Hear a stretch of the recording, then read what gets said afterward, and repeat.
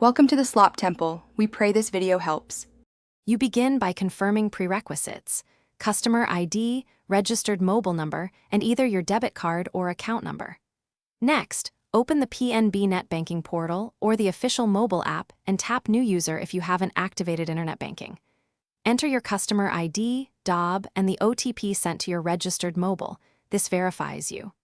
Once done, create a secure login password and note it safely. Make sure to set your transaction password, or MPIN, when prompted to enable transfers and bill payments.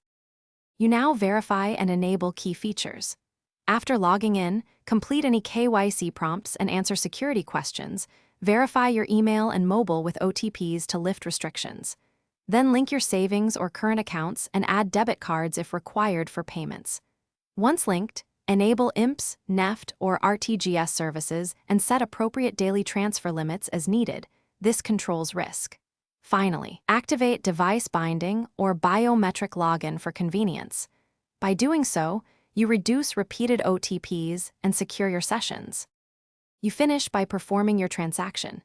Choose payments or transfer, select beneficiary or add one with IFSC, type the amount, and confirm using your transaction password or OTP. Always review details before finalizing.